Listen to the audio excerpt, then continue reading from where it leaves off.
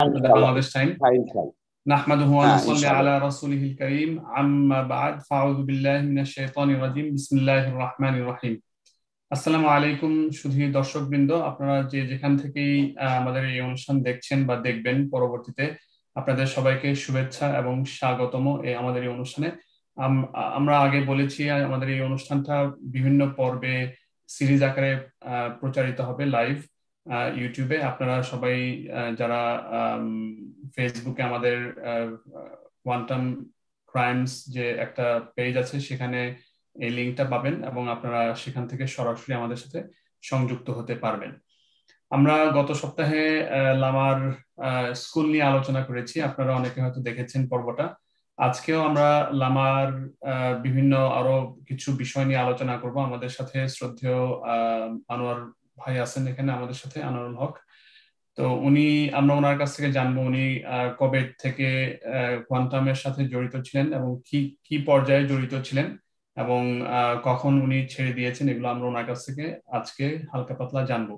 এবং উনি যখন কোয়ান্টামে ছিলেন তখন কোন জায়গায় ছিলেন, কোন সেলের সাথে সংযুক্ত ছিলেন, সেগুলো আমরা আজকে জানবো এবং সেখানে উনি কি কি দেখেছেন সেগুলো আমরা আজকে সব ওনার কাছ থেকে শুনবো ইনশাআল্লাহ তাআলা। তো ইনশাআল্লাহ আমরা শুরু করি। আনোয়ার ভাই, আসসালামু আলাইকুম ওয়া রাহমাতুল্লাহ। আপনাকে। ওয়ালাইকুম আসসালাম। আসসালামু আলাইকুম ওয়া রাহমাতুল্লাহ। কেমন আছেন আপনি? আমরা আছি আলহামদুলিল্লাহ রাব্বিল আলামিন, ভালো। আপনার আপনি কোয়ান্টামের সাথে অনেকদিন জড়িত ছিলেন শুনেছি, তো আপনি কি একটু আপনার ভূমিকাটা বলবেন, আপনি কবে থেকে জড়িত ছিলেন এবং কতদিন জড়িত ছিলেন প্লিজ? আমি মূলত কোয়ান্টাম সম্পর্কে অবগত হই 95-96 এর দিকে। আমার দুজন খুব স্নেহাস্পদ ছিলেন, মৌলানা আখমা হায়দার আলী, ওনার বাড়ি ছিলেন কুড়িগ্রামে, উনি জান্নাতবাসী হয়েছেন। আরেকজন ছিলেন কাজী সাগির আহমেদ। এরা দুই ভাই আমাকে বললো যে আমি প্রচুর বই পড়ি, তখন এই কোয়ান্টাম মেথড বিষয়ে তারা আমাকে অবগত করলেন যে আপনি এই বইটা পড়ে দেখেন এবং আপনি এটা করতে যদি আগ্রহী হন আপনি এটা করতে পারেন। পরবর্তী পর্যায়ে মৌলানা আকামা আলী হায়দারির সহযোগিতায় আমি 46তম ব্যাচে 1996 সালের এপ্রিল মাসে কোয়ান্টাম মেথড কোর্সটা করি। আমি এই কোর্স করার পরে আমি মতিঝিল শাখার সাথে অ্যাটাচড হই, কারণ আমি যেখানে ছিলাম সুরিটোলা, ওইখান থেকে মতিঝিল শাখাটা কাছে ছিল। মরহুম কাজী মাহতাবউদ্দিন আহমেদ মৌসুমী গ্রুপের চেয়ারম্যান, কিউটের চেয়ারম্যান ছিলেন উনি। ওনার বাসায় মেডিটেশন হতো, আমরা প্রতি শুক্রবার ওখানে মেডিটেশনে যেতাম এবং ওইখান থেকে মতিঝিল শাখার সাথে আমার কোয়ান্টামের সাথে আমি সম্পৃক্ত হই। আর আমি চাকরি করতাম একটা ইলেকট্রনিক্স প্রতিষ্ঠানে, যে প্রতিষ্ঠানটা বাংলাদেশে খুব নামকরা একটা প্রতিষ্ঠান ছিল। সেই প্রতিষ্ঠানের আমি ম্যানেজারের দায়িত্ব পালন করতাম। আমার নামে ব্যাংক অ্যাকাউন্ট ছিল, টাকা পয়সার লেনদেন সব আমার মাধ্যমে হইতো। কোয়ান্টামে আমি যে পর্যায়ে ছিলাম সেম পর্যায়ে বলা যেতে পারে। তো ওইখানেও আমি প্রায় 4.5 বছর কাজ করার পরে তো মাঝে মাঝে আমাকে ওই হায়দার ভাই বলতেন যে কোয়ান্টাম কোর্স করে উপকার পাইতেন বা কোর্সটা করলেন, তো ভদ্রলোকের সাথে যে একটু দেখা করা দরকার না? তাই বললাম যে তাহলে কি করা যায়। তো ওনারা আমি বললাম যে দিনে তো যাওয়া সম্ভব না, আমাদের যেহেতু মতিঝিলে অফিস, সন্ধ্যার পরে 7টা-8টার পরে আমরা মাঝে মাঝে মহাজাতক সাহেবের ওখানে যেতাম, তার সাথে কথাবার্তা বলতাম। বলার এক পর্যায়ে উনি আমাকে একদিন বললেন যে আমার কি ভালো লাগে। তখন আমি বললাম যে আমার তো মানুষের সেবা করতে ভালো লাগে, মানুষের কাজ করতে ভালো লাগে, যেটা আমি আসলে খুব আনন্দ পাই আর কি। আমার ছোটবেলা থেকেই কিন্তু এই অভ্যাসটা, মানুষের জন্য কিছু করতে পারলে আমার খুব ভালো লাগে। তো তখন উনি টেবিলে চর মেরে বললেন যে তাহলে আপনি আমাকে সেবা করেন। আমি বললাম কি করতে হবে বলেন। তখন বলে যে আপনি আমার এখানে জয়েন করেন। এখন আপনার মেধা দিয়ে, শ্রম দিয়ে, সততা দিয়ে একটা পুঁজিপতি লোক আরো বেশি পুঁজিপতি হচ্ছে, আর আপনি যদি আমার এখানে আসেন, আমরা তো আসলে মানুষেরই কল্যাণ চাই। উনি কিন্তু খুব চমৎকার মুখরোচক কথা বলতে পারেন এবং ওনার বাচনভঙ্গি কিন্তু অত্যন্ত শ্রুতিমধুর। ওনার কথা যখন উনি বলবে মানুষ কিন্তু তন্দ্রামুগ্ধ হয়ে ওনার কথা শোনেন। এবং তখন ওই পানির ট্যাঙ্কের প্রজেক্ট চলতেছে, রাস্তার মনে মনে রিস্কালারা পানি পান করতে পারে না, পানি বসানো হবে। যে আমরা যদি সৃষ্টির সেবায় কাজ করতেছি, মানুষের কল্যাণে কাজ করতেছি, আপনি যদি আসেন, আপনার মতো একজন এনার্জেটিক মানুষ আমার প্রয়োজন। আপনি এর ভিতরে আমার সাথে তার কয়েকবার সিটিং হয়ে গেছে যে আমার কাজটা খুব সহজ হয়, ইত্যাদি ইত্যাদি বললেন। পরবর্তী পর্যায়ে আমি ওই চাকরিটা ছেড়ে দিয়ে 1500 টাকা বেতন কমে 1996 সালে জুলাই মাসে আমি কোয়ান্টামে জয়েন করি প্রোগ্রাম অফিসার পদে। মাশাআল্লাহ। আচ্ছা আচ্ছা, আপনি যখন জয়েন করলেন কোন এলাকায় ছিলেন, ঢাকায় নাকি অন্য কোন এলাকায়? শান্তিনগর হেড অফিসেই বসতাম। শান্তিনগর হেড অফিসে আমি বসতাম। আর আমি ঢাকায় ছিলাম মূলত 9 মাসের মতো। এরপর আমি চিটাগাঙে চলে আসি, চিটাগাঙে আমাকে ট্রান্সফার করা হয়। চিটাগাঙে ছিলেন মুনির ভাই, উনি ঢাকায় ব্যাক করলো, আমি চিটাগাঙে চলে গেলাম। চিটাগাঙে চলে যাওয়ার মূল কারণটা হচ্ছে চিটাগাঙে আমাদের অফিসটা ছিল জিসির মোড়ে লালকুটিতে। ওটা একটা সাবসিডাইজ প্রজেক্ট ছিল, ওটা হোটেল আগ্রাবাদে কোর্স হইতো, হোটেল আগ্রাবাদের ভাড়া, অফিসের ভাড়া সবকিছু ঢাকা থেকে সাবসিডি দেওয়া লাগতো। 13 জন 14 জন 15 জন করে লোক মেডিটেশন কোর্স করতো, এবং কেউ ফুল টাকা দিয়ে কোর্স করতো না, কিছু টাকা বাকি থাকতো কিস্তিতে দিত অথবা দিত না।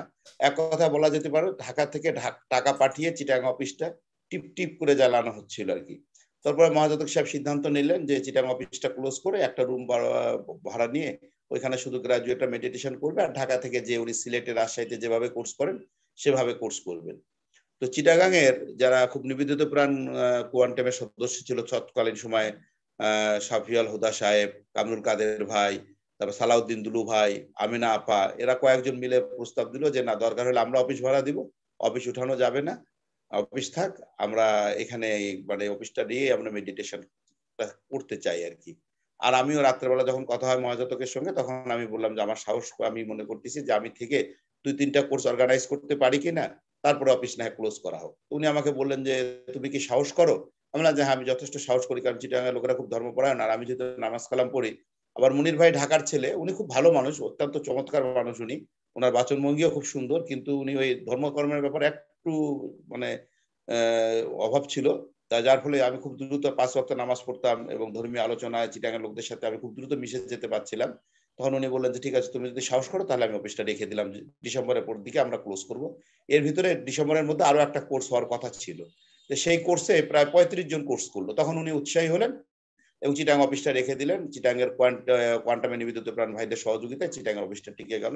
পরে লালকুঠিটা যেহেতু খুব ব্যয়বহুল হয়, ওই অফিসটা ছেড়ে আমরা সুগন্ধায় চলে আসি, ময়লার ডিপো নাম যেটা, সুগন্ধায় এসে অফিস করি, সেখানেও আমি ছিলাম। আমি প্রায় চিটাগাংয়ে 1 বছর 7 মাসের মতো থেকে 98 সালে আমি লামাতে চলে যাই।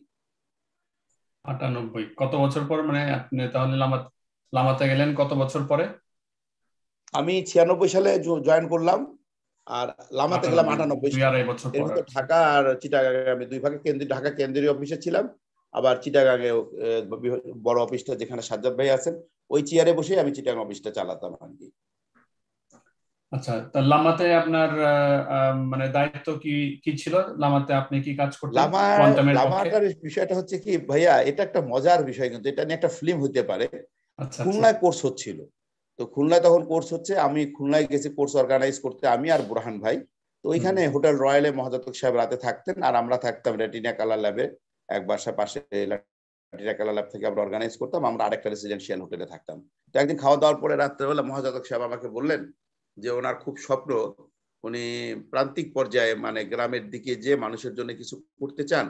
তো ওবায়দ জাগিরদার নামে এক ভদ্রলোক আছে বাংলাদেশে, খুব নাম করা এক ভদ্রলোক, উনি কমিউনিস্ট মনোভাবাপন্ন, মস্কো থেকে ওনার ভালো যোগাযোগ আছে, মঙ্গোলিয়া বাংলাদেশের রাষ্ট্রদূত ছিলেন, এবং বামপন্থী রাজনীতিতে উনি একজন কিংবদন্তি। ওনার লেখা অনেকগুলো বইও আছে, কিন্তু পরবর্তী পর্যায়ে উনি কিন্তু বসনিয়া মুসলমানদের বিপর্যয় হওয়ার পর উনি কিন্তু ইউটার্ন করছেন, এখন কিন্তু আর কমিউনিস্ট মানসিকতা নাই।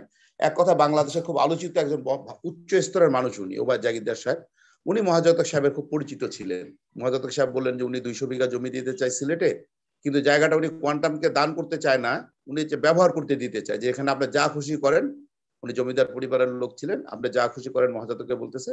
তো উনি বলতেছে যে আমি চাচ্ছি যে ওইভাবে অন্যের দানের উপরে না থেকে নিজের নামে কিছু করার।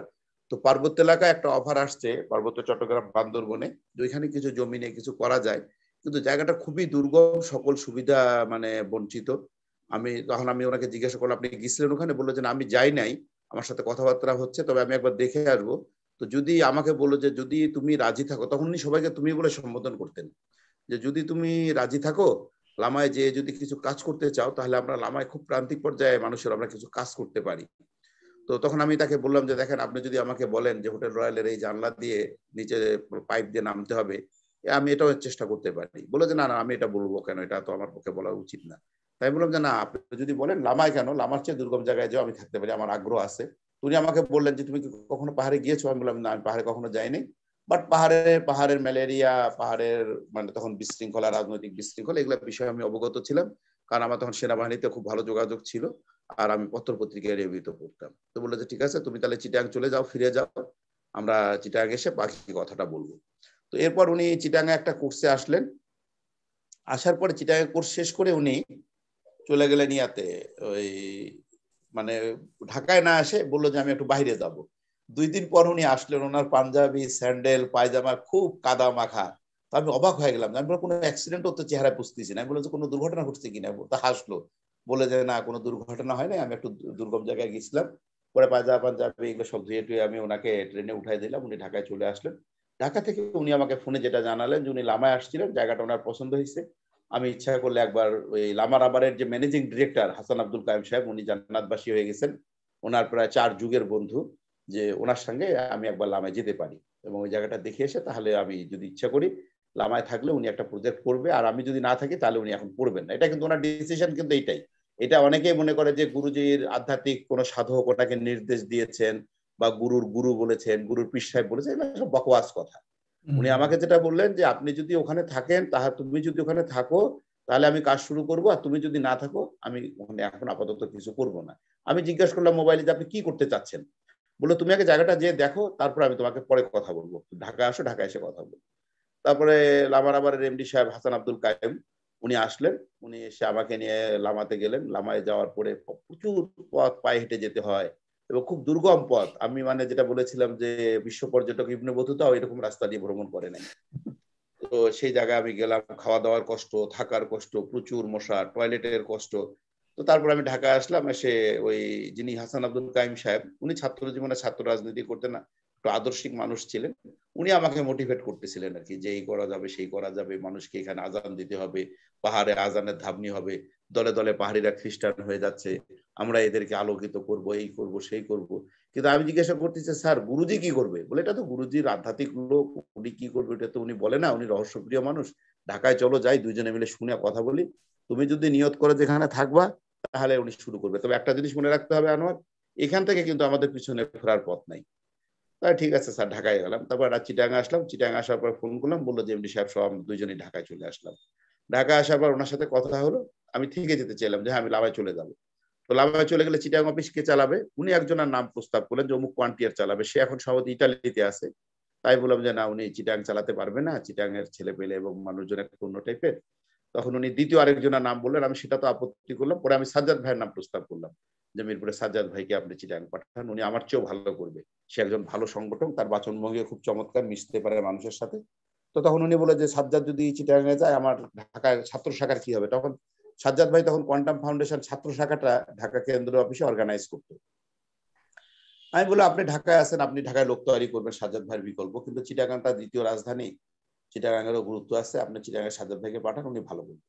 পরে সিদ্ধান্ত হলো যে চিটাগাংয়ের সাজ্জাদ ভাই আসবে যেদিন, আমি ওনাকে চিটাগাংয়ের সব হিসাব নিকাশ, টাকা পয়সা, কাগজপত্র বুঝিয়ে দিয়ে আমি লামায় চলে যাব। তারপর চিটাগাংয়ের সাজ্জাদ ভাই আসলেন, আমি 98 সালের শেষের দিকে, এই আলোচনার 1 মাস 2 মাস পরে আমি সাজ্জাদ ভাইকে সব বুঝাই দিয়ে পরের দিন সকালবেলা আমি লামায় চলে যাই। প্রথম 10 মাস আমরা লামার আবারের ওই যে কামাল সাহেব যিনি মুফাজ্জল ইসলাম সাহেবের লাইভে আসছিলেন, লামার আবারের মানে উনি ছিলেন অপারেশন ডিরেক্টর, আর হাসান আব্দুল কাইম ছিলেন ম্যানেজিং ডিরেক্টর। ওনাদের অফিসে আমরা 10 মাস থাকি, মহাজাতক আমি, আমরা সবাই লামারাবারের ঘরে থেকে কোয়ান্টামের জায়গাটা ডেভেলপ করে তারপর আমরা কোয়ান্টামে উঠে আসি। এই আমার কোয়ান্টামে লামা থাকা, এবং ওখানে প্রায় আমি কত 98 সাল থেকে 17 সালের 30 এপ্রিল পর্যন্ত আমি লামায় ছিলাম। মানে প্রায় 19 বছর। হ্যাঁ তা বলা যায়, 2 দশক প্রায়। আর মজার ব্যাপার ভাইয়া, এটা কিন্তু আমাকে এক কোয়ান্টাম প্রো মাস্টার, তার একটা বিশাল শিল্পপতি, তার অফিসে তার সহকর্মীদেরকে ডেকে একটা অনুষ্ঠান করছিল, আমাকে বলেনি আগে, দুপুরে জাস্ট ডাকছে, ডেকে বলছে যে একজন মানুষের কতদিন পর পর ছুটির প্রয়োজন হয়, এরকম বলতে বলতে তারপর আমাকে দেখায় বলছে যে আনোয়ার ভাই, আমি লামায় গিয়েছিলাম, আমার খুব প্রিয় মানুষ, উনি একটা প্রতিষ্ঠানে 21 বছর 7 মাস চাকরি করছে কিন্তু একদিনও ছুটি নেয়নি। আমি কিন্তু কোয়ান্টামে 96 জয়েন করছি, 17 সালে 30 এপ্রিল পর্যন্ত কিন্তু আমি একদিনও ছুটি নেইনি। ঈদের দিনগুলো কিন্তু আমাদের বেশি কাজ থাকতো, ঈদের দিনগুলোতে আমাদের বেশি কাজ থাকতো, সাপ্তাহিক শুক্রবার ছুটির দিনগুলোতে অনেক বেশি ব্যস্ততা থাকতো।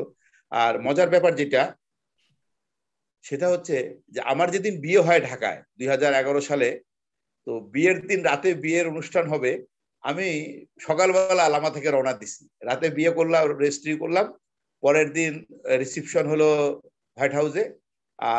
রাত্রের মধ্যরাত্রে 12টার দিকে ফোন করলো লামা থানার ওসি হোসাইন শাহ আহমেদ সাহেব, যে আমার নামে একটা নন বেলেবল সেকশনে কোর্টের মাধ্যমে একটা ওয়ারেন্ট আসছে থানায়, এটা তামিল করা হবে, আমি যেন দ্রুত এসপি সাহেবের সাথে যোগাযোগ করে কোর্টে যোগাযোগ করে জামিনের ব্যবস্থা করি। অর্থাৎ বিয়ের প্রথম রাতের পর দ্বিতীয় রাতেই আমি বান্দরবন চলে যাই। প্রায় 1 সপ্তাহ আমাকে বান্দরবন থেকে তারপরে এগুলা প্রসেস মীমাংসা করে আবার ঢাকায় আসতে হয়। আমি এই যে ঢাকায় আসতাম, চিটাগাঙে আসতাম বা লামার বাইরে যেতাম, মানে যেটা সত্য কথা, এই সবগুলো কাজই কিন্তু কোয়ান্টামের জন্য আমি আসতাম, আর কোয়ান্টামের কাজ করে চলে যেতাম। এই 21-22 বছরে কিন্তু আমি আমার ফ্যামিলি থেকে, আমার বন্ধু বান্ধব থেকে, আমার সমাজ থেকে আমি কিন্তু পুরা মানে একেবারে বিচ্ছিন্ন হয়ে গেছি। আপনি শুনলে অবাক হবেন যে খুব দুর্ভাগ্য জিনিস যে আমি কিন্তু এই 17 সালের পর ঢাকায় এসে আবার নতুন করে কিন্তু আমাকে শুরু করতে হচ্ছে। আমাকে এখানে কেউ চেনে না, জানে না। আমি যেখানে নতুন জব নিয়েছি 2017 সালের পরে, এখানে আমাকে একজন ছাড়া কেউই চিনতো না। এবং এখন যাদের সাথে আমি কাজ করি তারা কেউ কোয়ান্টাম রিলেটেড না, এবং আমার সাথে তাদের পূর্বে কখনো পরিচয় ছিল না। আমাকে আবার নতুন করে শুরু করতে হচ্ছে। আর যাদের সাথে পরিচয় ছিল কোয়ান্টামের, তারা এখন যারা ভিতরে আছে তারা তো আমার সম্পর্কে খুব নেগেটিভ ধারণা পোষণ করে। আর যারা আমার সঙ্গে মানে ভালো ধারণা পোষণ করে তারা আসলে আমার মতোই সাধারণ মানুষ। আমার জন্য তাদের দোয়া করা ছাড়া আসলে আর কিছুই করার নাই। আলহামদুলিল্লাহ। আমরা অনেক কিছু জানলাম আপনার ব্যাকগ্রাউন্ড সম্বন্ধে। আমরা এখানে এক ভাইকে দেখতেছি, খলিল ভাই, আপনি মিউট হয়ে আছেন, আপনি একটু আনমিউট করবেন। খলিল ভাই আনমিউট করবেন প্লিজ।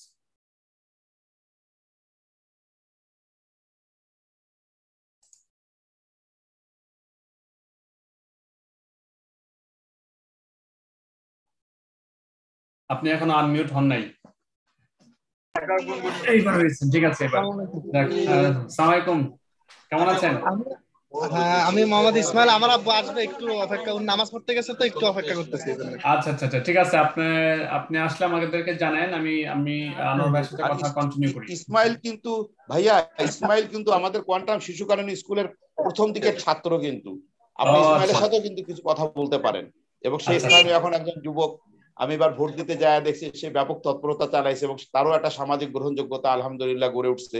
খলিল ভাইয়ের পাশাপাশি আমরা কিন্তু ইসমাইলের সাথেও কথা বলতে পারি। আচ্ছা, গুড। আপনার নাম কি ভাইয়া? ইসমাইল। আমার নাম মোহাম্মদ ইসমাইল হোসেন। আচ্ছা, মাশাআল্লাহ।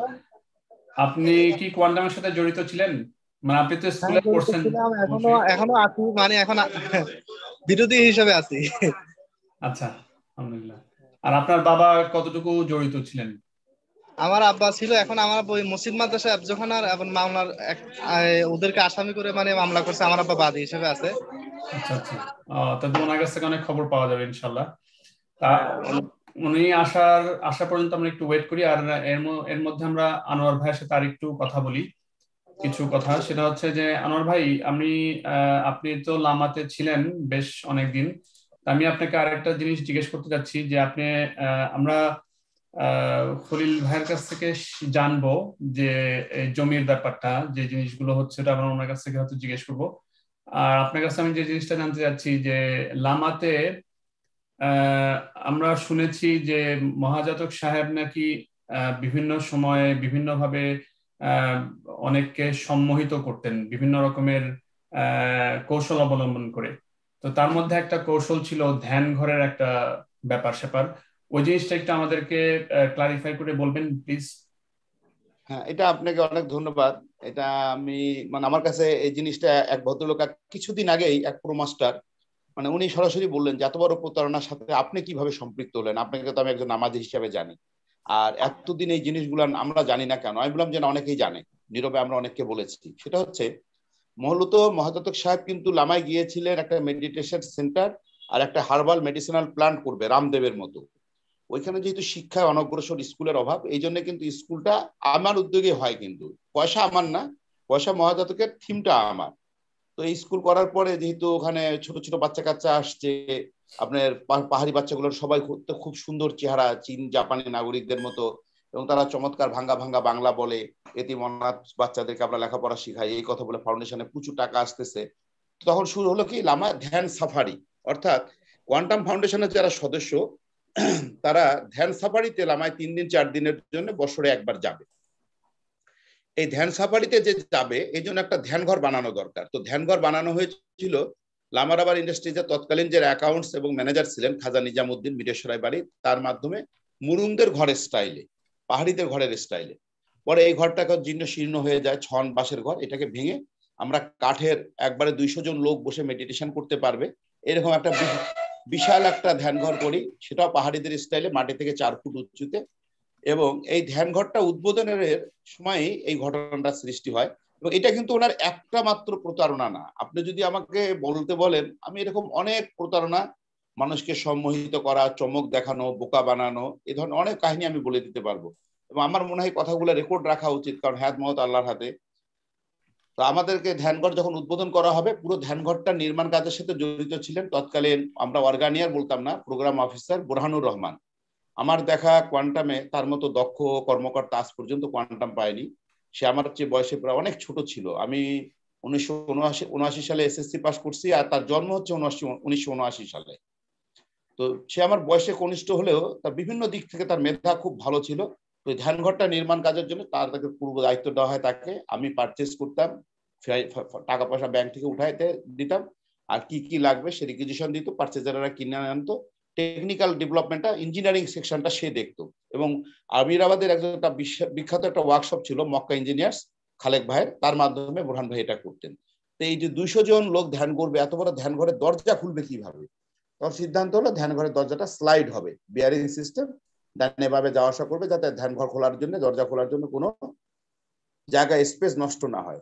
তখন ওই ধ্যান ঘর উদ্বোধনের আগের দিন আমি ছিলাম, মজাদক সাহেবের সভাপতিত্বে মিটিং, আমি, বুরহানুর রহমান, রাবেয়া ওয়াজিয়া, আরেকজন অর্গানিয়ার, সে সিলেট থেকে নতুন চলে আসতেছে, ভদ্রমহিলা, বাংলায় মাস্টার্স। তখন উনি বললেন যে ধ্যান ঘর উদ্বোধন অনুষ্ঠানে একটু চমক সৃষ্টি করতে হবে। চমক কিভাবে করা যায়? তখন এই বুরহান ভাইকে দায়িত্ব দেওয়া হয়েছিল যে চমক সৃষ্টি করার জন্য। তখন মিটিং শুরু হয়ে গেল যে আগামী কালকে ফজর নামাজের পর তো ধ্যান ঘর শুরু হবে, তো বুরহান কি করা যাবে? তখন বুরহান একটা আইডিয়া দিল যে এই আমি 2টা ছেলেকে রেডি রাখছি, তারা এইভাবে ধ্যান ঘরের দরজাটা খুলবে, আপনি নিচে নামায়, নিচে থেকে আপনি মানে কিছুক্ষণ মেডিটেশন করবেন, করার পর আপনি কমান্ড করবেন, দরজা খুলে যাও চিচিম ফাঁকের মতো, আর আস্তে আস্তে দরজা খুলে যাবে।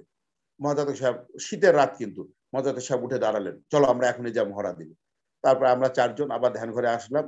বুরহান ভাই দেখলাম যে ধ্যান ঘরে প্রথম যে দরজাটা, সেই দরজাটার উপরের দিকে চিকন সুতলি বাজায় রাখছে, বেঁধে রাখছে, যে 2 পাশে 2টা বাচ্চা ছেলে দাঁড়াবে। একটা বাচ্চা ছেলের নাম হচ্ছে, একটা বাচ্চা ছেলে এখন পুলিশের চাকরি করে, সেও বেঁচে আছে, আর একটা ছেলে সফটওয়্যার ইঞ্জিনিয়ার কম্পিউটারে, সেও এখনো বেঁচে আছে, একটা মুরুং আর একটা বোম। তো তাদের 2 জনকে 2 পাশে দাঁড় করানো হবে।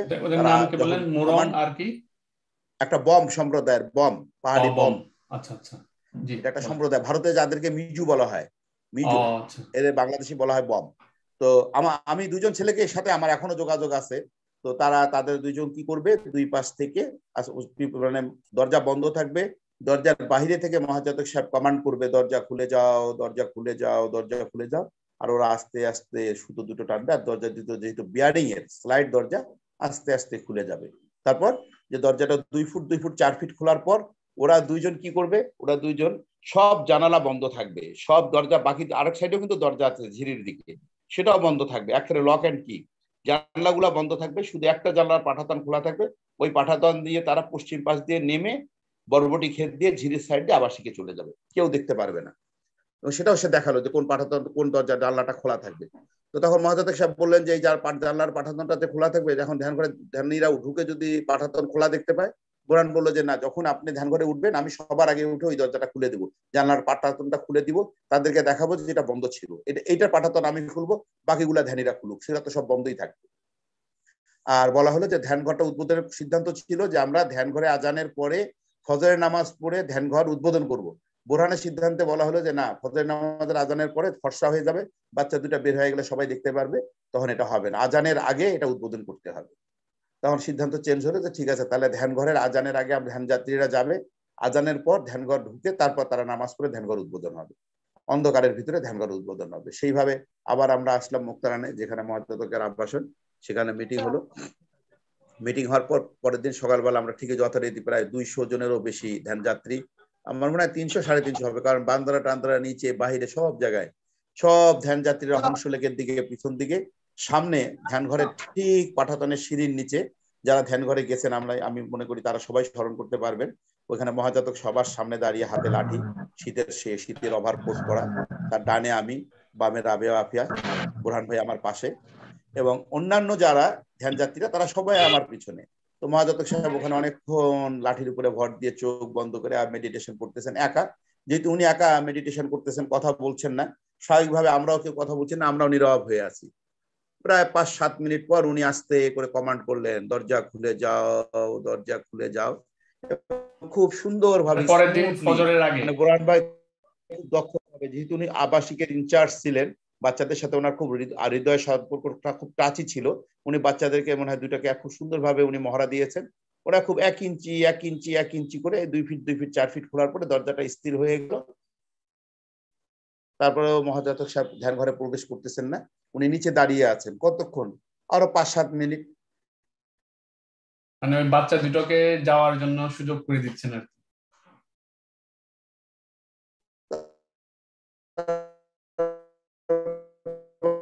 5-7 মিনিট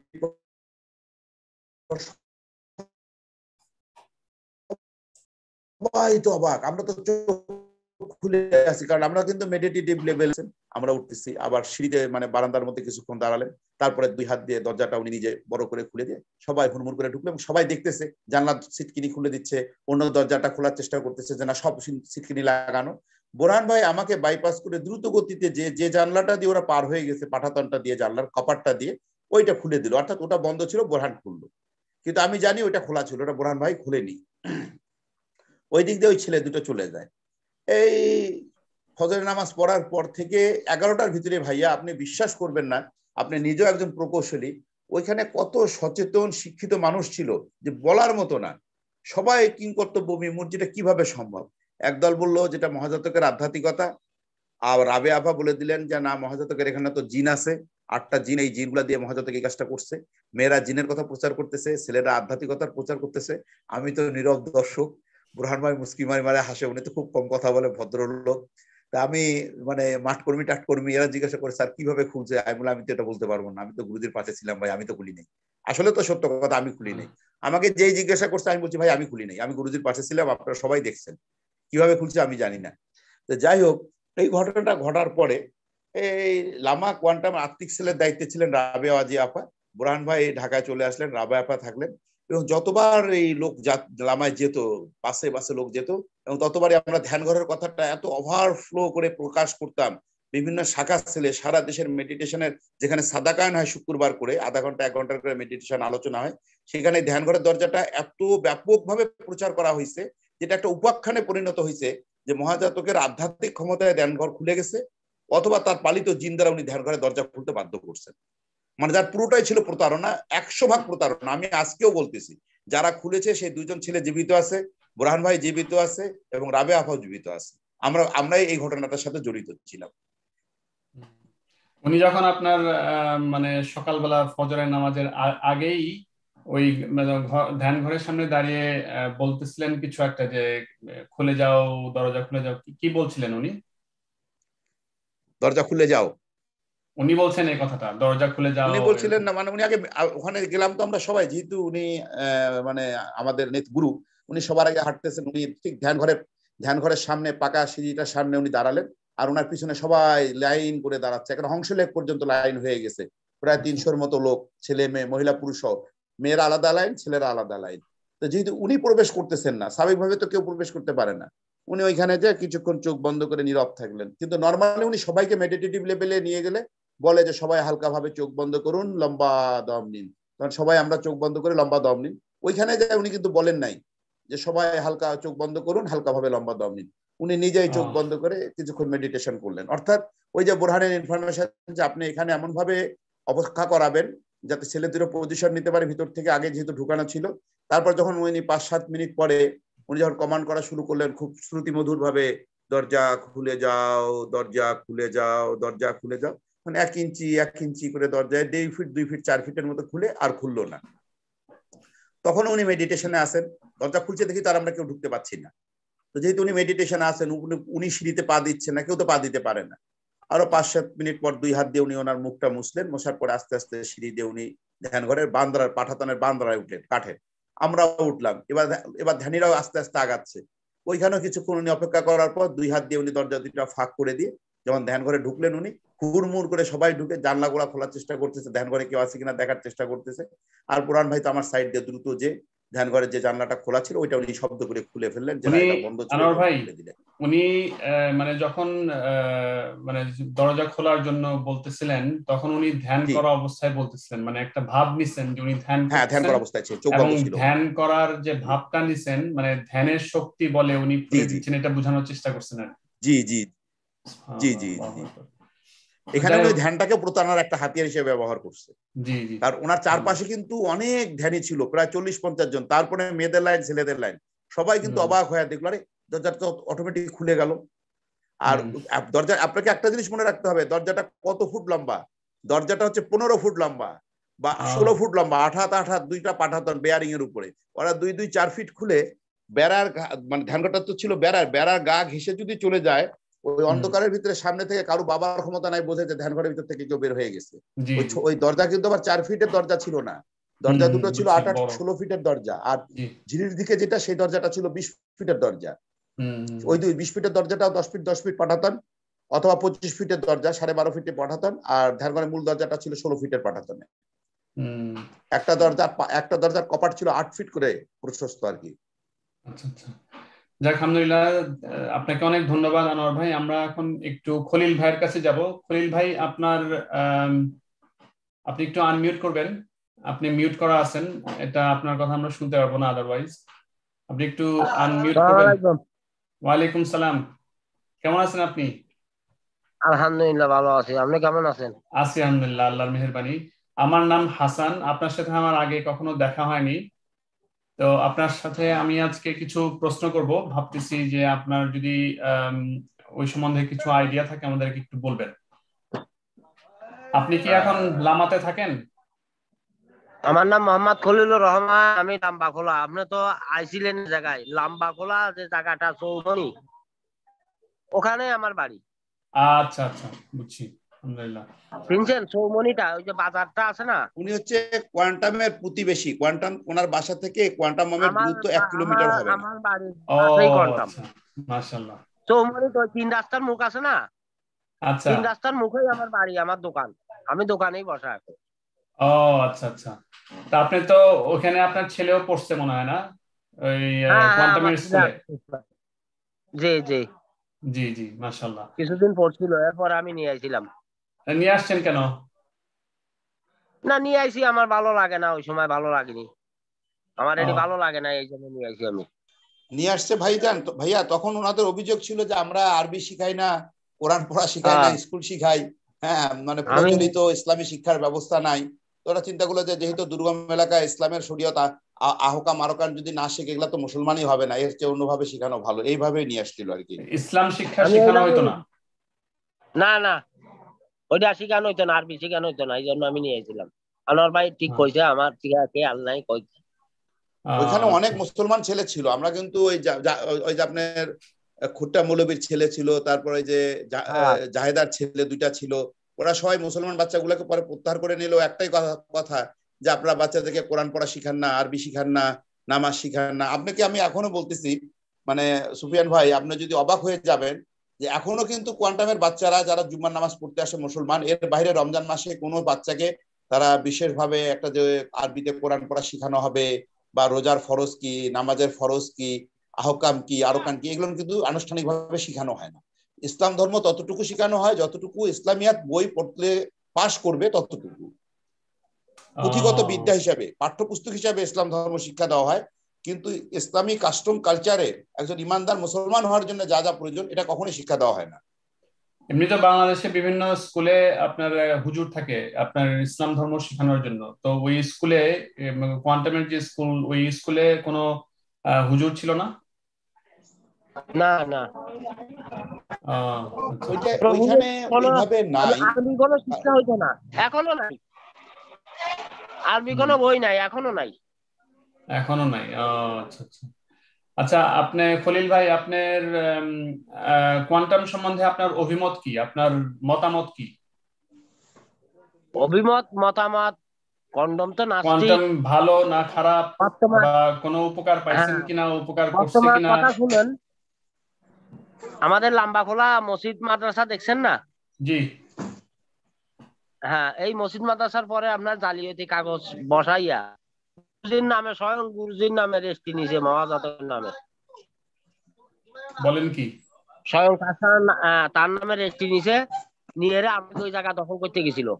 আমরা দখল করতে যাই নাই, আমি কেস দিছি নিজে লামা করে। মসজিদ ওই মাদ্রাসার জায়গা জমি দখল দিয়ে করতে সে গেছি। কি করবে? কি করবে এটাই বলে, আর সে আনোয়ার কি ভাই, করবে সেটা তো আমি জানি না, আমরা জানি না, কিন্তু সে দখল করে নিতে চাইছিল এবং কুড়ি কাটা নিয়ে আসছিল, 400-500 মানুষ নিয়ে আসছিল, আমরা দেই নাই। কাগজটাও জালিয়াতি, সাবের মরে গেছে, মৃত্যু সাবের জীবিত করি তারা এই সেতরার নামের রেজিস্ট্রি নিয়ে আগে মানে পরিবর্তন করছে, হাত বদলাইছে। প্রথম সেতরার নামে নিছে, সেতরার নামের থেকে মহাজাতকের নামে নিছে। হাত না বদলাইলে সরাসরি যদি তারার নামে নিতে, তাহলে তারার একটা নাম হয়ে যেত। আচ্ছা আচ্ছা, হাসান ভাই, আনোয়ার আমি ভাই একটু একটু বলি। বলেন দেখি ক্লিয়ার করে। হচ্ছে কি, যে জায়গাটা হচ্ছে লাম্বাখোলা মসজিদ, মাদ্রাসা, এতিমখানা এবং কবরস্থানের একটা জায়গার উপরে কবরস্থান। স্থায়ীভাবে এই অবকাঠামোগুলো আছে, এবং এইখানে এই জায়গার উপরে সরকারি বন্দোবস্তের জন্য ওনারা একটা আবেদনও করেছেন ডিসির কাছে।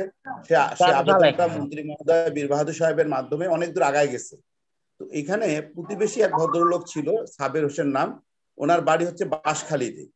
তো উনি ওখানে একজন কেয়ারটেকার রাখে, একলা সওদাগর নামে একজনকে। তো তার মিসেসের বাবার নাম ছিল সাবের আহমদ। তো কোয়ান্টাম কি করলো, এটা ওই মহিলাকে এবং তার হাজবেন্ডকে, যে কেয়ারটেকার থাকলো যে জমির উপরে, প্রকৃত সাবের আহমেদের যে কেয়ারটেকার ছিল তার মিসেসের বাবার নামের সাথে যেহেতু প্রকৃত জমির মালিকের নামে মিলে গেছে, তাকে বুদ্ধি দিল যে তুমি একটা ওয়ারিশ সনদ বের করো, যে তুমি ওই সাবের আহমেদের মেয়ে। তাকে বিক্রেতা সাজায় 26 লক্ষ টাকা দিয়ে 4 একর জায়গা, এই জায়গাটার ভিতরে তারা 15 লক্ষ টাকা দিয়েছে।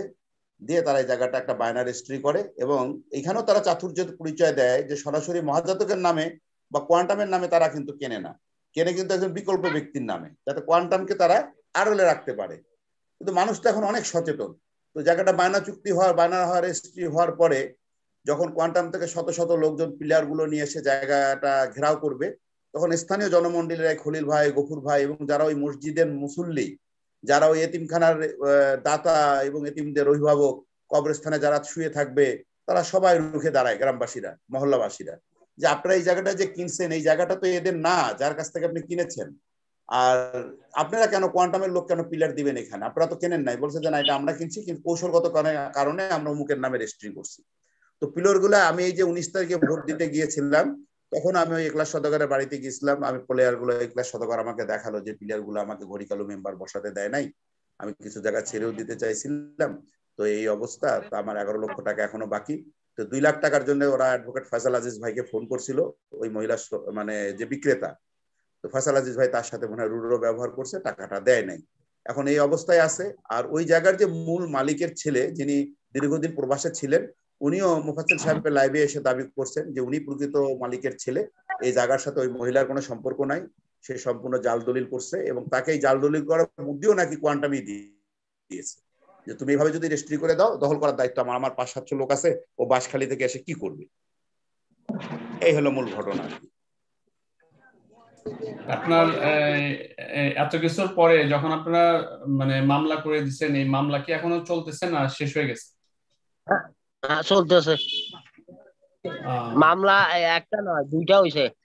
ওই মসজিদের পাশে রফিকুলের বাড়ি আছে, রফিকুলেরও বোনেরে মারিয়ে দিলে ওর 5 একর জায়গা দখল করে নিছে, বরাবর 5 একর জায়গা দখল বোনকে করে। মাইট দিছে, মাইট দিয়া জায়গা দখল করছে। হ্যাঁ হ্যাঁ হ্যাঁ, জায়গা দখল করছে, ঠেলা দিছে, ও একটা করছে, আমরাও একটা করছি, তারপর আরো মানুষের জায়গা দখল করে নিছে, জোর করে জালিয়াতির দখল করে ভিতরে। নিছে টাকা পয়সা না দিয়ে। হ্যাঁ, মানে ওরা যেদিন জায়গা কিরা গিরতে আইয়ে, এদিন 400-500 মানুষ আছে। এখন ধরেন একটা ফ্যামিলিতে 4-5 জন মানুষ, এখন 4-5 জন মানুষের সাথে কি করে লড়াই করবে, ভয়ে এরা আরো চলে যায়। তখন ওরা মানে 400-500 মানুষের ঘেরা দিয়ে ফেলে। যেমন রমজান আছে, আন্দারির বাড়ি রমজানও এইভাবে দৌড়েছে। নজরুল ডাক্তার একটা মানুষ আছে, তার জায়গাটা এখন এইভাবে জালিয়াতি করে নিতে, ও বেচারা কেস করে নাই ভয়ে। জায়গাগুলোর সাইজ কত, মানে কত বড় জায়গা এগুলো আনোয়ার ভাই জানেন 4.5 নাকি? একর একটা কবর, হ্যাঁ, একটা 4.5 কবর, একর 5 একর, একটা পাহাড়ে 5 আপনার একর 4 একর 5 একরের নিচে কোনো জমি নাই ভাইয়া। গভর্নমেন্ট জমি নাই। বরাদ্দ দিছে 4 বলেন একর কি, 5 একর, অনেক বড় বড় জায়গা। অনেক বড় বড় জায়গা। আর প্র্যাকটিক্যালি জায়গা তো 4 একর 5 একর না, মানে 4 একর জায়গার কাগজ 7 একর 8 একর দখলে রাখে, আর 2 একর 3 একর জায়গা দখলে রাখে। ওই যে খলিল ভাই যে কথাটা বললো, রমজান ভাইয়ের কথা, রমজান ভাই খুবই গরিব মানুষ। আমার মনে হয় খলিল ভাইরা যদি সুযোগ পায় একবার রমজান ভাইকে লাইভে আনা দরকার। রমজান ভাইয়ের জমির উপরে তার বড় ছেলে বসানো ছিল ঘর। এরা কি করলো, হ্যাঁ ওখানকার স্থানীয় এক টাউটের মাধ্যমে জায়গাটা পারচেস করে তার ছেলেকে টাকা পয়সা দিয়ে রাত্রেবেলা বিদায় করে দিল, দিয়ে জায়গাটা দখল করে সকালবেলা রমজান ভাই যা দেখে তার ছেলে নাই, ছেলের বউ নাই, জায়গা কোয়ান্টামের। এরা কোথায় বলে তোমার ছেলে জায়গা বিক্রি করে চলে গেছে। তো তার ছেলেকে আসলে জায়গা বিক্রি করে নাই, তার ছেলেকে কিছু উৎকোচ দিয়ে সরাই দিচ্ছে যে তুমি তো ভাগে এত টাকা পাবা না, তোমার তো 2 বোন 2 ভাই, তো তোমাকে আমরা কিছু বাড়াই দিচ্ছি, তুমি চলে যাও গ্রামে চলে যাও। তোমার এলাকা, ওদের বাড়ি মনে হয় সম্ভবত ছিল পিরোজপুর বা বরিশালের দিকে, বলে তোমরা ওইদিকে চলে যাও, আর আমরা জায়গাটা আমরা নিয়ে আনি। পরে জায়গাটা তারা এভাবে নিয়ে নেয় আর কি। খুব খারাপ অবস্থা। এগুলা মামলা এখনো চলতেছে, 2টা মামলা চলতেছে এখনো। হ্যাঁ জি, মামলা চলতেছে।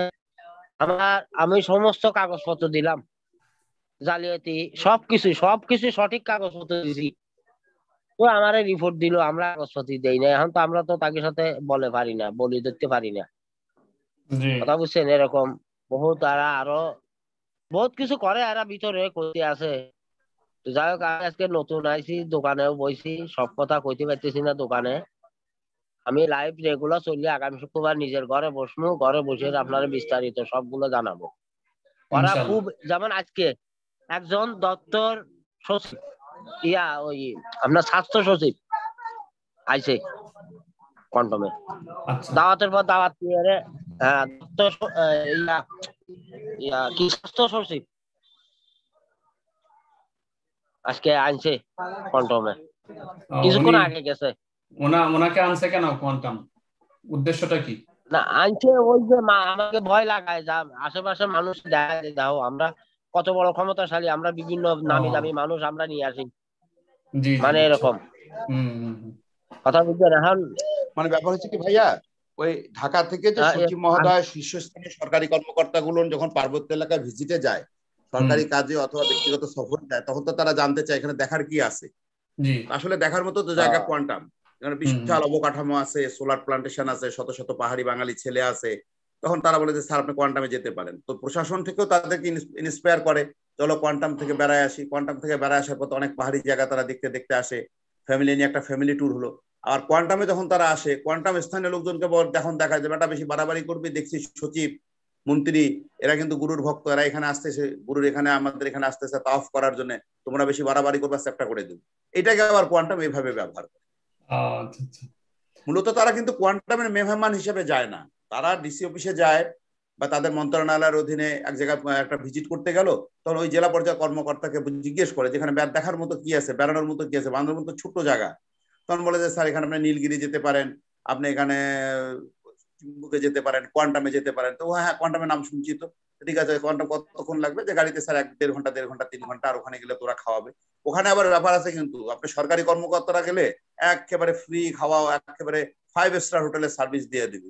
তো জেলা পর্যায়ে কর্মকর্তা তার পয়সা বেঁচে গেল, তাকে খাওয়াইতে হলো না সচিব মহোদয়কে। আর সচিব মহোদয়কে একটা ভালো জায়গা দেখা, তার অফিসিয়াল গুডউইলটা সে বাড়াতে পারলো, যে একটা খুব উৎকৃষ্ট জায়গায় নিয়ে আসছে, যেখানে সে ওয়ার্ম ডিসি পেয়েছে, গার্ড অফ অনার পাইছে, প্যারেড ডিসপ্লে দেখতে পাচ্ছে, নাইট হল করতে পারছে, পয়সা লাগতেছে না।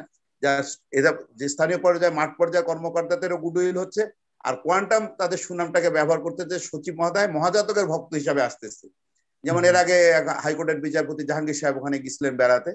তো যেহেতু ওই জায়গাটা বিবাদমান, এটা যদি সুপ্রিম কোর্টের রেজিস্ট্রার সাথে যোগাযোগ করা যায়, কোনো জাস্টিস জুডিশিয়ালের লোক কখনোই কোয়ান্টামে যাবে না, কারণ বিতর্কিত কোনো জায়গায় কোনো জুডিশিয়ালের হাইকোর্ট এবং সুপ্রিম কোর্টের বিচারপতি মহোদয়রা যায় না, মানে যাবেই না তার, এটা তাদের রুলস অফ বিজনেসে আছে। কিন্তু উনি তো জানতেন না যে কোয়ান্টাম একটা বিতর্কিত প্রতিষ্ঠান, তাদের নামে অনেক মামলা আছে, স্থানীয় জনগণও তাদেরকে পৌঁছাইতে পারে না, তখন তাদেরকে ঢুকতে দেয় না।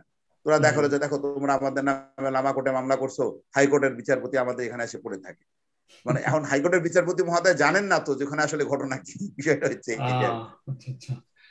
আচ্ছা, আমার একটা জিনিস প্রশ্ন, সেটা হচ্ছে যে এই যে এত খবর, এগুলা কি আপনার লামায় মানে সাংবাদিকরা এই জিনিসগুলো প্রচার করে না সাংবাদিক ওনাদের খবরের কাগজ বা মিডিয়াতে?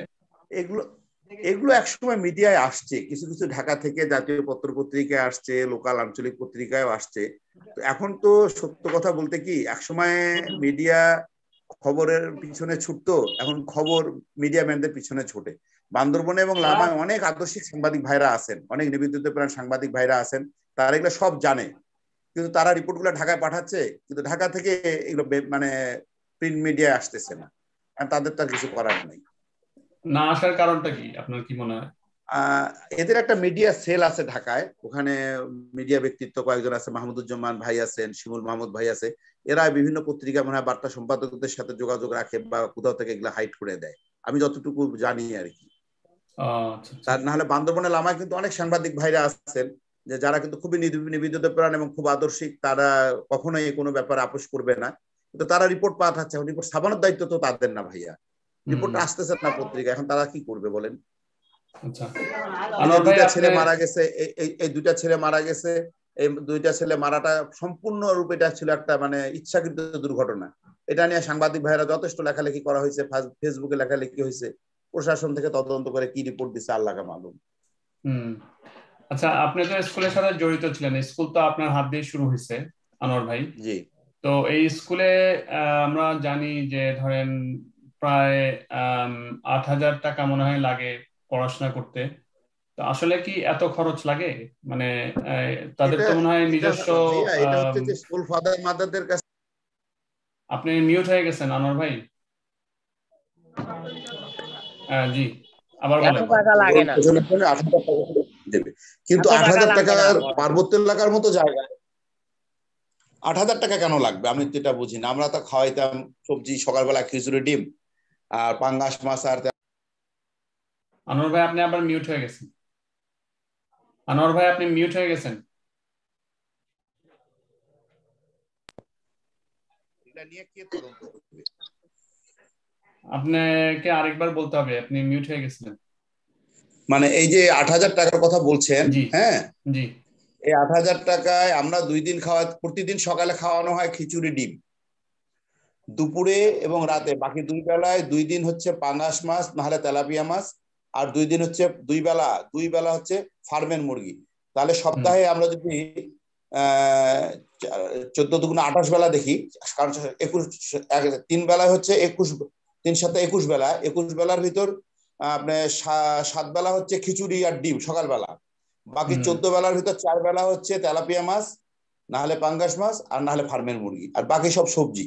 তো এর পিছনে 8,000 টাকা লাগে না। এরপর অনেকে আছেন যেমন শীতকালীন পোশাকটা সে দিয়ে দেয়, নারিকেল তেল গুলান কিউট থেকে আসে, টুথপেস্ট গুলান কিউট থেকে আসতো, কেউ কেউ এককালীন দান করে দিত। আমার মনে হয় না 8,000 টাকা, 3,000 টাকা খরচ হয় না। মানে 3,000 টাকা খরচ হওয়ার কথা না, কিন্তু ওনারা 8,000 টাকা করে নিতেন। নিচ্ছে, হ্যাঁ, কে তদন্ত করবে বলেন? তারপর আপনি যে 8,000 টাকা খরচ করতেছেন, আপনি কিন্তু জানেন না কোন বাচ্চাটার পিছনে আপনি খরচ করতেছেন। ওই বাচ্চাটা যেখানে নাই সেটাও আপনাকে বলবে না, বলে সব বাচ্চাই আপনার। কিন্তু আপনি SOS পল্লীতে যান বা মাদার তেরেসা শিশু পল্লীতে যান, ওইখানে কিন্তু আইডেন্টিফাই করতে পারবেন যে আমি এই বাচ্চাটাকে টাকা দিব, এই বাচ্চাটা স্কুল বন্ধ হলে আমার বাসায় আসবে, তারপরে এই বাচ্চাটার রেজাল্ট ভালো না খারাপ সেটা সে মনিটরিং করবে, অসুখ বিসুখ হলে স্বাস্থ্য সেবা নিশ্চিত করার জন্য সে মনিটরিং করবে, এবং সে কর্তৃপক্ষের সাথে যোগাযোগ রাখবে যে আমার এই বাচ্চার স্বাস্থ্য কেন খারাপ হচ্ছে, রেজাল্ট কেন খারাপ হচ্ছে, এবং বাচ্চা বাসায় ছুটির সময় আসবে যাবে, তার সাথে একটা আত্মীয় সম্পর্ক হবে। ওই বাচ্চাটা যখন বড় হবে তখন সে জানবে যে আমি খলিলুর রহমানের তত্ত্বাবধানে বড় হয়েছি। কিন্তু কোয়ান্টামে কিন্তু এই ধরনের কোনো সিস্টেম নাই যে না কোনো বাচ্চাকে আপনি ব্যক্তিগতভাবে বাসায় নিতে পারবেন না, কোনো বাচ্চাকে ব্যক্তিগতভাবে আপনি পালতে পারবেন না। কারণ হচ্ছে ওই ব্যক্তিগতভাবে পালতে গেলে ওই বাচ্চা তো কানে কানে আপনাকে বলে দিবে যে আমাদের টিচারদের মান ভালো, কিন্তু টিচাররা বেতন বেশি পায় না দেখে আমাদেরকে পড়ায় না, এখানে লেখাপড়ার চেয়ে প্যারেড পিটি ডিসপ্লেতে সময় বেশি দেওয়া হয়, এখানে আমাদেরকে দিয়ে কায়িক পরিশ্রম করানো হয়। বাচ্চা তো বাসায় যে সত্য কথা বলে দিবে, বাচ্চারা তো মিথ্যা কথা বলে না। এই জন্য মহাজত কৌশল করে বাচ্চাগুলা থেকে আর্থিক পিতা মাতা গুলাকে আইসোলেটেড করে ফেলছে। আচ্ছা আচ্ছা, এই যে টাকাগুলো, এই টাকাগুলো কোথায় যায়? এটা কি কোয়ান্টাম ফাউন্ডেশনে যায় নাকি মানে মহাজাতক নিজের জন্য ইউজ করেন? এটা মানে উচ্চ পর্যায়ে যে অডিট গুলো হয় বছরের শেষে নির্বাহী মিটিং এ, ওখানে হোসেন আল বারি স্যার আছেন, মানে এটা দেখানো হয় যে 24 কোটি টাকা আয়, 23 কোটি 96 লক্ষ টাকা খরচ, 4 লক্ষ টাকা উদ্বৃত্ত। কিন্তু এটা কোন খাতে কত টাকা খরচ হয়েছে, স্পেসিফিক স্যালারি খাতে কত, খাদ্য খাতে কত, ওখানে কতখানে, এরকম কিছুই দেখানো হয় না। আর বিশাল বিশাল ভলিউম বই রাখে দেওয়া হয়, যার দরকার আপনি দেখেন। তো কার ঠেকা পড়ছে সারাদিন ধরে এগুলা দেখবে বলেন? ওই মুখে উনি বলে দিলে এটা সবাই বিশ্বাস করে। এভাবে আমি দেখি নাই, কারোর আগ্রহ পোষণ করতে আমি দেখি না যে এই বিষয়গুলো দেখার ব্যাপারে। আচ্ছা, আমি শুনছিলাম একটা হাসপাতাল হওয়ার কথা ছিল, শিশু হাসপাতাল, সেটা কি ওখানে হয়েছে নাকি হয়নি এখনো? ওইটা ওই ডক্টর এমআর খান স্যার, উনি একজন আন্তর্জাতিক জি। মানের শিশু রোগ বিশেষজ্ঞ ছিলেন। জি জি। ওনাকে দিয়ে লাম্বা খোলায় আপনার নার্সারির সামনে ডক্টর এমআর খান হাসপাতালের একটা ভিত্তিপ্রস্তর স্থাপন করা হয়েছিল, এবং প্রায় 15 ফুট একটা সাইনবোর্ডও ছিল। হ্যাঁ, ডক্টর এমআর খান মা ও শিশু হাসপাতাল। হ্যাঁ, জি। তো পরবর্তী পর্যায়ে ওখান থেকে সাইনবোর্ডটা আমি খুলে ফেলি, আমাকে খুলে ফেলতে বলা হয়। পরে ওখানে রাস্তার দুই পাশে নার্সারি হয়, এখন মনে হয় কিছু আবাসন হয়েছে। তো 2 বছর পর কি 3 বছর পর হঠাৎ ডাক্তার মনিরুজ্জামান ভাই আমাকে ফোন করলেন যে এমআর খান স্যার আগ্রহ পোষণ করছে, উনি লামায় যাবেন, তো এখানে আবার সাইনবোর্ডটা লাগাইতে হবে। তাহলে সাইনবোর্ড তো আমরা খুলে ফেলাইছি।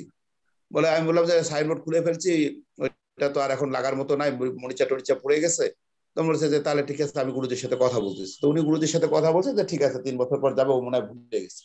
আপনি বিস্মিত হয়ে যাবেন, ইমার খান স্যার ওইখানে এসে গাড়ি থামায় ফেলছে, যে আমি যেখানে একটা সাইনবোর্ড মনে হয় ছিল, আমি এখানে একটা হাসপাতাল মানে ভিত্তিপ্রস্তর স্থাপন করছিলাম। আমি তো বিস্ময়ে কি কর্তব্য বিমূঢ়। তো তারপরে রাত্রেবেলা যখন খাওয়ার সময় উনি বিষয়টা তুললেন, এমআর খান স্যার নিজেই, যে হাসপাতালের কাজটাই 3 বছরে কেন শুরু হলো না। তো যেহেতু আমি ওখানকার স্টেশনের প্রধান, আমাকে বলা হলো, মনিরুজ্জামান বললো জানার ভাই এটা কাজটা আমরা কেন শুরু করতেছি না। তো তখন আমি একটা বলে দিলাম যে এখানে তো আসলে স্যার জমির প্রক্রিয়াগুলো জটিল, আমরা জমি যার কাছ থেকে কিনেছি বায়না রেজিস্ট্রি করছি, এখনো ফাইনাল মিউটেশন হয় নাই। ফাইনাল মিউটেশনটা না হওয়া পর্যন্ত ওখানে আসলে কনস্ট্রাকশনের কাজ করার জন্য জমির মালিক অনুমতি দিবে না। এটা ফাইনাল মিউটেশন হলে আমরা এখানে ফাউন্ডেশন দিয়ে কাজ শুরু করে দিব, কারণ আমি জানি যে আবার 3 বছর উনি আসবেন না, ওনাকে তো একটা কিছু বোঝাইতে হবে। ঠিক এইভাবে আমরা তখন বোঝালাম। এখন কিন্তু ওইখানে মা ও শিশু হাসপাতাল নাই। পরে একটা হাসপাতাল তারা করছে লামারাবারের বাগানের ভিতরে, সেই জায়গাটা হচ্ছে কোয়ান্টামের নিজস্ব হাসপাতাল। তারা বলতে চায় যে এটাই এমআর খান হাসপাতাল, কিন্তু আসলে ওইটা এমআর খান হাসপাতাল না, ওইটা হচ্ছে কোয়ান্টামের আবাসিক ছাত্র এবং স্টাফদের জন্য নিজস্ব একটা হাসপাতাল। আর এই হাসপাতালটা হওয়ার কথা ছিল আম পাবলিক এবং শিশু ও মহিলাদের জন্য। মানে যেটা ইমার খান সাহেব উদ্বোধন করেছেন সেটা সবার জন্য ছিল, কিন্তু এখন যেটা হয়েছে সেটা শুধু কোয়ান্টামের শিশুদের জন্য এবং স্টাফদের জন্য মনে হয়। আমার মনে হয় মহাজাতকের একটা প্ল্যান ছিল যে এমআর খানের নামে একটা মা ও শিশু হাসপাতাল করলে এমআর খান স্যারের যেহেতু একটা আন্তর্জাতিক পর্যায়ে গ্রহণযোগ্যতা আছে, উনি হয়তো 10, 12, 15 কোটি টাকা একটা ফান্ডের ব্যবস্থা করবে। আমি একেবারে ওভার শিওর যে তো এমআর খান স্যার তো চালাক মানুষ, উনি তো ফান্ডের ব্যবস্থা করবেন না। উনি যেহেতু ফান্ডের ব্যবস্থা করে নাই, ওই জন্য সাইনবোর্ডটা খুলে ফেলা হয়েছে এবং ওখানে কোনো হাসপাতাল হয়নি। আচ্ছা আচ্ছা। এটা আগে থেকেই কি প্ল্যান করা ছিল যে ওনাকে দিয়ে জাস্ট উদ্বোধন করানো হবে, প্লাস যদি টাকাটা উঠে তখন দেখা যাবে, আর টাকাটা যদি না উঠে তাহলে সাইনবোর্ড খুলে ফেলা হবে? হ্যাঁ, এরকম একটা জিনিস ছিল যে হাসপাতাল একটা হইতোই, এটা আমি ওভার শিওর। যদি এমআর খান স্যার 8, 10, 12 কোটি টাকা দিতেন তাহলে হাসপাতাল হতো। যেহেতু এমআর খান স্যার টাকাটা দেয় নাই, আর মহাজাতক নিজের টাকা দিয়ে তো এগুলো করবে না, নিজের টাকা দিয়ে করলে তো সে কোয়ান্টামে মসজিদের দানের টাকা দেওয়া হয়, মসজিদেই করতো। মসজিদ ফান্ডে তো এখন আপনি কোয়ান্টামের বাংলাদেশের যে কোনো শাখা সেলে যান, ওখানে লেখা আছে লামা মসজিদে দান করুন, টাকা তো উঠতেছে। মসজিদে তো 1 ইঞ্চি টাইলস তো দূরের কথা, মোজাইক হয় নাই। ওই যে আমি লোহার অ্যাঙ্গেলের উপর টিন দিয়ে বানায় রেখে আসছি, ওই সেম ওইটাই আছে। সেই ঠিক ওইরূপই যে যদি এমআর খানের নামে যেহেতু হাসপাতাল হয়েছে, এমআর খান সাহেব যেহেতু ফাউন্ডেশন দিয়েছেন, ভিত্তিপ্রস্তর স্থাপন করেছেন, উনি যদি মহাজাতককে বলতেন যে আমি 10, 12 কোটি টাকা বা আমেরিকান একটা ডোনার দিলাম, আপনারা হাসপাতাল করেন, তাহলে সে করতো। যেহেতু ডোনার বা ফান্ড দেয় নাই, সেটা সে হাসপাতালটা ওইখানে না করে নিজের মতো করে সে আমার ওই কোয়ান্টামের পাশে একটা সে হাসপাতাল করছে আর কি। আচ্ছা, আপনি যে বললেন মসজিদের ডোনেশন উঠতেছে মসজিদের নামে, এটা কোথায়, চিটাগাঙে নাকি লামাতে? সারা মসজিদটা হবে লামায় ভাইয়া। আচ্ছা, মসজিদটা হবে লামায়। ওটা আমরা এই রাস্তার পাশে আমি বানায় রাখছি, চারিদিকে টিন, উপরে টিন, নিচে ফ্লোর লাল সিরামিক, আর অ্যাঙ্গেলের উপরে টিন বাঁধানো, 1 ইঞ্চি টাইলস বা মোজাইক নাই। লামাতে 2010 সালে কুরবানি বন্ধ হয়ে গেল। কুরবানির টাকাটা যেহেতু কুরবানি বন্ধ হয়ে গেল, কুরবানির দান আসবে না, তখন তিনি দানটাকে ডাইভার্ট করলেন, বললেন যে তাহলে আমরা লামা একটা মসজিদ কমপ্লেক্স করব। মসজিদ না, কিন্তু মসজিদ কমপ্লেক্স হবে, এবং সেখানে সেই মসজিদ কমপ্লেক্সে আপনার একটা আধুনিক মসজিদ থাকবে, একটা লাইব্রেরি থাকবে, একটা হেকিমখানা, চিকিৎসার ব্যবস্থা থাকবে, অর্থাৎ ইসলামকে নিয়ে গবেষণা হবে। এবং এই মসজিদের আর্কিটেকচার ডিজাইনটা হবে ভুবন বিখ্যাত। এই মসজিদ দেখার জন্য মানুষ মক্কা মদিনা থেকে ছুটে আসবে যে লামা এরকম একটা মসজিদ আমরা করছি। মানে উনি কিন্তু মানে ওনার উদ্বোধনের সময় বক্তব্য ছিল এটা আমাদের উদ্দেশ্যে। এবং আমরা কিন্তু এই কথাগুলো কোয়ান্টামের মেম্বারদেরকে, মাস্টার গ্রাজুয়েটদেরকে বলি যে লামায় যে মসজিদ হবে, কমপ্লেক্স হবে, সেই মসজিদ কমপ্লেক্স দেখার জন্য মানুষ বিদেশ থেকে আসবে। মজার ব্যাপার, এটা 2010 সালে কুরবানি বন্ধ হওয়ার পর 11 সাল থেকে আমরা টাকাটা তুলতেছি। এই 21 সাল শেষ হয়ে যাচ্ছে, 12 বছর হয়ে যাচ্ছে, 1 ইঞ্চি টাইলস লাগানো হয়নি। টাকা উঠতেছে। আচ্ছা, টাকা উঠতেছে মানে কি, সারা বাংলাদেশের যত শাখা সেল আছে সব শাখা সেলে একটা করে বক্সই আছে, লামা মসজিদে দান করুন। এত টাকা এগুলো কোথায় যায়? এই যে টাকাগুলো যে উঠতেছে কোথায় যায়, এটাই তো তিনকড়ি বাবু প্রশ্ন করেছিলেন। এই প্রশ্নটা তো আমারই ছিল, যখন মানুষ তো মহাজাতককে পায় না, পায় তো আমাকে। তো আনোয়ার ভাই মসজিদ হচ্ছে না কেন, কবে মসজিদ করবেন? আমি যা রাতে বলতাম যে আমাকে তো জিজ্ঞাসা করতেছে খলিল ভাই মসজিদ কবে হবে। কারণ খলিল ভাই তো মসজিদে 5 লাখ টাকা ডোনেশন করছে, উনি তো মহাজাতক জানে। তো মহাজাতক বলতো যে খলিলকে বলে দেন যেটা আমরা আর্কিটেক্ট ইঞ্জিনিয়ার আমাদেরকে ডিজাইন জমা দিচ্ছে, একটা কমিটি করা হয়েছে, এখান থেকে চূড়ান্ত করে তারপর আমরা কাজ শুরু করবো। তো আমরা যে বেশি টাকা দান করতো তাকে এইভাবে বুঝাইতাম, আর যে টাকা দিত না তার জন্য বলা হয়তো যে অমুক বলতেছে মসজিদের কাজ শুরু হচ্ছে না কেন। তাকে বলেন কাবাঘর তো জীর্ণ শীর্ণ খেজুরের পাতায় ছিল, কিন্তু ইমান তো তাদের ছিল। যাকে যেভাবে বলা যায়, তখন আমরা বলতাম যে ভাই মসজিদ তো এখন আপনি পাকা করতে বলতেছেন, আধুনিক করতে বলতেছেন, কাবাঘর তো খেজুরের গাছের পাতা ছিল, এটা তো তাও পাকা টিন গাছ, আল্লাহর রহমত। এইভাবে আমরা এক একজনকে এক এক ভাবে বুঝে আমাদেরকে শিখিয়ে দিত, আমরা সেইভাবেই বলতাম। মানে ওই মসজিদ ওই রকমই আছে, আপনি যেরকম রেখে আসছিলেন এই 10 বছরে কোনো চেঞ্জ হয়নি, কিছু পরিবর্তন হয়নি। আপনি চাইলে কালকে আমি আগামী শুক্রবার ওই এখনকার মসজিদের ছবি আগামী শুক্রবার আপনাকে আমি লাইভে পাঠিয়ে দেবো। একটু নিয়ে আসেন তো, যদি ছবি তুলে দেখাইতে পারেন। আগামী শুক্রবার দিব, আপনি মসজিদ দেখবেন। ওই মসজিদ আমার করা, ওই মসজিদের পাশে রাস্তা, এগুলো আমার হাতে বানানো। আচ্ছা আচ্ছা, মানে আপনার লামার এমন 1 ইঞ্চি জায়গা নাই যেখানে আমার পা পড়ে নাই। ওই মসজিদ আমার পরে। মসজিদ কারা কারা বানাইছে, মিস্ত্রিদের নাম, ওয়ার্কশপের লোক সবগুলোকে আমি চিনি, সব আমার নিজের কর্মী। আচ্ছা, ওই মসজিদ হওয়ার বা বানানোর কোনো পরিকল্পনাও এখন মহাজাতকের নাই মনে হয় না? মানে এগুলো নিয়ে কোনো আলোচনা হয় না? না না, এখন তো আমি শুনি নাই। যেমন মনে করেন উনি এখন রাজশাহীতে কোর্স করতেছে, হ্যাঁ, বা ঢাকায় হয়তো একটা নির্বাহী কোর্স করে বলবে যে ঠিক আছে 22 সালে মসজিদ নিয়ে এত কথা হচ্ছে, 22 সালে আমি একটা মসজিদ বানাবো, কোনো এরকম ঘোষণা আজকে পর্যন্ত তো শুনি নাই। মজার ব্যাপার যে না, আর যে পুরো মাস্টার অন্ধ ভক্তগুলো আছে, এই ভক্তগুলো জিজ্ঞেস করে না যাচ্ছে মসজিদ নিয়ে আর এত কথা বলে, গুরুজি একটা মসজিদ বানাই দেন না দেখি, আর যেন না বলতে পারে, এই ছাগলগুলো বলে না। আচ্ছা আচ্ছা, আলহামদুলিল্লাহ। আমি ভোট দিতে গেছি ভাইয়া, আমাকে বলতেছে যে মহাজাতক মন্তব্য করছে আনোয়ার তো আর 3-5 বছর বাঁচবে, বেশি দিন তো আর বাঁচবে না। আমি একটা প্যারাসিটামল ট্যাবলেট, এই যে 19 তারিখে আমি ভোট দিতে গেছি, 19শে নভেম্বর। আমি তো আমার ভোটার, আমার ভোটার। তো আপনার মৃত্যু সম্বন্ধে ভবিষ্যৎবাণী করে ফেলছে 3 থেকে 5 বছর বাঁচবে। উনি আমাকে দায়িত্বশীল পর্যায় থেকে একজন বলতেছে যে আপনি জানেন না আপনাকে হৃদয়ের কোন জায়গায় আপনার স্থান ছিল, আপনি যা করতেছেন। উনি মন্তব্য করছে এটা আর কিছুদিন পর মারা যাবে। তাই আমি বললাম আমার বয়স চলে 57-58 বছর বয়স, আমি তো একটা প্যারাসিটামল ট্যাবলেটও খাই না, আমার প্রেশার নাই, ডায়াবেটিস নাই, আমি 3 বছর 5 বছরে মরবো কি জন্য? কয় না, মৌত তো আল্লাহর হাতে। মনে করেন 3-5 বছর পর মারা গেলে এলা লাইফ টাইম কোয়ান্টামের বিরোধিতা তো সব শেষ হয়ে যাবে। তো আপনি মাটির নিচে যায় কি জবাব দিবেন, এটার জন্য নাকি উনি শিহরিত। আমি মাটির নিচে যে আল্লাহকে কি জবাব দিব, এজন্য মহাজাতক সাহেব শিহরিত হয়েছে, এটা ওনার একজন অর্গানিয়ার আমাকে জানাইলো। তখন আমি বললাম যে দেখেন, আমি ক্লাস 6 থেকে 5 ওয়াক্ত নামাজ পড়ি, আমি আজকেও কিন্তু ভাইয়া ফজরের নামাজ পড়ছি। তাই বলে আমি ক্লাস 6 থেকে 5 ওয়াক্ত নামাজ পড়ি, আমি যদি আল্লাহকে যা জবাব দিতে কি জবাব দিব শিহরিত হই। উনি তো 96-97 সালে পেশাব করে পানি নেন, আমি চাক্ষুষ দেখছি। উনি তো 98 সালে নামাজ কালাম পড়া শুরু করলো। উনি আগে আল্লাহকে জবাব দিক, তারপর আমি জবাব দিব। তা আমাকে বলতেছে যে আল্লাহ আপনাকে হেদায়েত করুক, আপনি কবে ভালো হবেন? তাই আমি বললাম যে আমি কিভাবে ভালো হবো, মানে আমি তো ভালো আছি। মানে আপনি ভালো হয়ে যান, এগুলা বাদ দিয়ে দেন। আমাকে বলতেছে এই যে আমি আপনাদের সাথে কথা বলি, মুফাজ্জল সাহেবের সাথে কথা বলি, কোয়ান্টাম ক্রাইমে লিখি, যেগুলো বন্ধ করে দিয়ে আমি যেন ভালো হয়ে যাই। তাহলে ঠিক আছে, আপনারা দোয়া করেন আমি যেন ভালো হয়ে যাই, আমাকে কমান্ড সেন্টারে নিয়ে আসেন, নিয়ে এসে বুঝান যেন আমি যেন ভালো হয়ে যাই। কোয়ান্টাম মেডিটেশনে কমান্ড সেন্টার একটা সিস্টেম আছে, আপনি তো জানেন, আপনি তো কোয়ান্টাম গ্রাজুয়েট, আমি জানি। তো কমান্ড সেন্টারে এনে মানুষকে বুঝানো যায়। যেমন কলকাতায় একজন সিনেমা হলে যাচ্ছিল, ঢাকা থেকে তার বাবা বলছে বাবা সিনেমা হলে যেও না, একজন ভাই গাঁজা খাচ্ছে, আরেক ভাই কমান্ড সেন্টারে নিয়ে এসে তাকে বুঝাচ্ছে ভাই তুমি গাঁজা খেও না, সে গাঁজা খাচ্ছে না। তা আমাকে কমান্ড সেন্টারে নিয়ে এসে বুঝান, যেন আমি ভালো হয়ে যাই, আমি ভালো হয়ে যাবো। তো তার বিশেষ ভালো কথা বলছেন। আর উনি যে লামাতে, আপনি ওনাকে জুম্মার নামাজ পড়তে দেখছেন অন এ রেগুলার বেসিস? আমি যেদিন জুম্মার উদ্বোধন হয় সেদিন উনি নামাজ পড়ছে, সেদিন আমি দেখছি। কিন্তু প্র্যাকটিক্যালি শুক্রবার করে তো কোয়ান্টামে কোর্স হয়, শুক্রবার করে উনি থাকতেন না লামায়। কোর্স করে চিটাগাং থেকে শুক্র শনি রবি সোম কোর্স হলো, মঙ্গলবারে লামায় চলে আসতেন। কিন্তু মসজিদে যা জামাতে আমি পড়তে দেখি নাই। ওনার সাথে আপনি ছিলেন, মানে এক ঘরে ছিলেন কখনো? আমি এক ঘরে ছিলাম প্রায় 3.5। ওনাকে 5 ওয়াক্ত নামাজ পড়তে দেখছেন? না না না না, উনি করতেন না। উনি সৃষ্টি সেবাটা মনে হয় নামাজের চেয়ে উৎকৃষ্ট কাজ মনে করতেন। আমি নামাজ পড়তাম। আপনার কথা শোনা যাচ্ছে না, আপনি কি বললেন? উনি নামাজ পড়তেন নাকি পড়তেন না? ওনাকে আমি কখনো ওনার রুমে আমি নামাজ। এক মিনিট, এটা আপনার শোনা যাচ্ছে না, আরেকবার বলবেন প্লিজ। মানে আমি আর উনি তো এক রুমে ছিলাম, আমি একামত দিয়ে ফজরের নামাজ পড়তাম বা জোহর আসর মাগরিব পড়তাম। আমাদের মসজিদ তখন লামায় হয়নি, যখন উনি আর আমি এক ঘরে থাকতাম।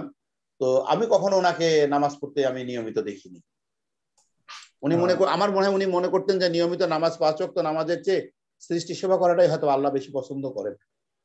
আচ্ছা আচ্ছা, আলহামদুলিল্লাহ। আমাদের আসলে আরো অনেক কিছু জানার আছে। এখন হয়তো আমাদের আসলে সময় শেষ হয়ে যাচ্ছে, 10টা বেজে গেছে আমাদের এখানে, আর বাংলাদেশ টাইম 5টা হয়ে গেছে। আমরা আজকে আপাতত এখানেই শেষ করে দিব। খলিল ভাই কি কিছু বলতে যাচ্ছেন? আপনি মিউট করা, আপনার কথা আমরা শুনতে পাচ্ছি না। আপনি মিউট করা, আপনাকে আনমিউট করতে হবে।